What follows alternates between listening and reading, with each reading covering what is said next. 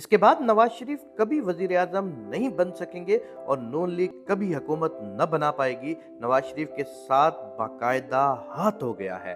شہباز شریف کی بھی آخری وزارت عظمیٰ ہے جس میں آصف زرداری کا ایوان صدر حاوی ہوگا اور پارلیمنٹ اتنی کمزور کہ جیسے کوئی صدارتی نظام خیبر پختونخوا کے علی امین گنڈاپور سے پنجاب کا شہباز شریف نہیں بلکہ سندھ کا سربراہ ریاست ہی ڈیل کر سکے گا۔ وزارت عظمیٰ برادر شہباز شریف اور اپنا صوبہ پنجاب دختر مریم نواز کے حوالے کر کے میاں جدو جاوے گا تے کسی نو پتہ بھی نہیں لگنا۔ ووٹروں کو جھوٹے لارے لگانے والے ایسے لیڈر کو شاید بہت پہلے ہی چلا جانا چاہیے تھا۔ الیکشن سے پہلے میاں دے نعرے وجن گے، اب بغلے بجاتے نظر آئیں گے۔ وہ صفحہ اول کے سرخی نما وزیر اعظم نواز شریف کے اشتہارات نے بچے کچے متوالوں کو ووٹ کے لیے باہر تو نکال لایا، مگر اب انہیں دوبارہ پٹواری ہونے کا احساس ہوگا۔ نون لیگ کے ووٹرز کو اگر یہ پتہ ہوتا کہ نواز شریف حسب معمول صرف پکی پکائی واضح اکثریت پر اقتدار سنبھالیں گے تو وہ گھروں سے شہباز شریف کو وزیر اعظم بنانے نکلتے۔ کیا نون لیگ پنجاب میں قواف لیگ بننے جا رہی ہے اور کیا مریم نواز پنجاب کے عوام اور یوتھ کو کسی نئی سوچ اور نظریہ کے ساتھ نون لیگ کی جانب کھینچ سکے گی؟ کیا نواز شریف کا ایسا سیاسی ورثہ ہے جس کی جانب مریم نواز فخر سے اشارہ کر سکیں گی؟ اس سے پہلے کہ اب کوئی میاں صاحب کو نکالتا، میاں صاحب خود ہی پتلی گلی سے نکل لیے۔ اب ووٹ کے لیے باہر نکالے گئے ووٹروں کا سوال ہوگا، میاں صاحب ہمیں کیوں نکالا؟ الیکشن 5 سال بعد ہوتے ہیں یا 5 ماہ بعد؟ لگتا ہے کہ میاں صاحب کو پورے پنجاب کا فارم 45 خواب میں آ کر ڈرا رہا ہے۔ 2024 کے انتخابات میں کامیابی حاصل کرنے کے بعد میاں صاحب نے سوچا ہوگا کہ بیچارے جنرل باجوہ اور جنرل فیض نے 2018 میں کون سا کوئی ناقابل معافی گناہ کبیرہ کر دیا ہوگا۔ 9 مائی والا اندر ہے اور لیول پلینگ فیلڈ کے لیے 28 مائی والا باہر۔ -2 ہو چکا۔ لوگ تو پوچھیں گے نا کہ کیا یہ سب کسی لندن پلان کا حصہ تھا؟ کیا اب کی بار یہی ڈیل تھی اسٹیبلشمنٹ کے ساتھ کہ شیر پنجرے میں جائے گا اور نہ ہی جنگل میں بادشاہت کے لیے چھوڑا جائے گا؟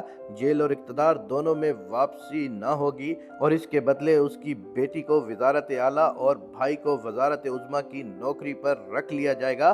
نواز شریف کا وزارت عظمیٰ سے دستبرداری کا فیصلہ در حقیقت قومی اسمبلی اور عملی سیاست سے بھی پیچھے ہٹنے کا آغاز ہے۔ لگتا ہے ان کی زندگی کے 2 ہی مقاصد تھے، ایک پاکستان کو ایٹمی طاقت بنانا اور دوسرا مریم بیٹی کو وزیر اعلیٰ پنجاب بنانا۔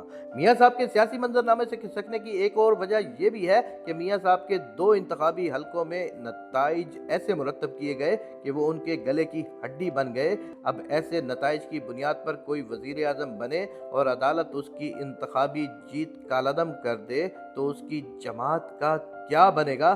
ویسے بھی خان کو اندر کرنے والی عدالتیں دباؤ میں فیصلے نہیں کرتی نا۔ ایسے انتخابی نتائج کے ذریعے نواز شریف کے ساتھ شاید وہ ہاتھ کیا گیا ہے کہ جو وہ کسی کو بتانے جوگے بھی نہیں، بالکل ویسے ہی جیسے ایک ریٹائرڈ کرنل کو ایک پراپرٹی ٹائکون نے دفتر میں بلا کر اس کے سامنے نوٹوں کی گڈیاں رکھ دیں اور خفیہ ویڈیو بنانے کے بعد وہ پیسے بھی واپس لے لیے اور اس کو دھکے دے کر باہر نکال دیا۔ لوگوں کو بتایا کہ اس نے مقدمے واپس لینے کے لیے رقم وصول کی تھی۔ میاں صاحب کی بھی واپسی ہوئی، سزائیں ختم ہوئیں، الیکشن بھی لڑے اور بظاہر جیت بھی گئے۔ اگر نواز شریف وزیر اعظم بن جاتے تو ہم جیسے کہتے کہ جمہوریت بہترین انتقام ہے اور اسٹیبلشمنٹ اور اس کے مہرے پاناما ججوں کو عوام نے آئینہ دکھا دیا، مگر بظاہر عوام کو جھوٹا دکھا دیا گیا۔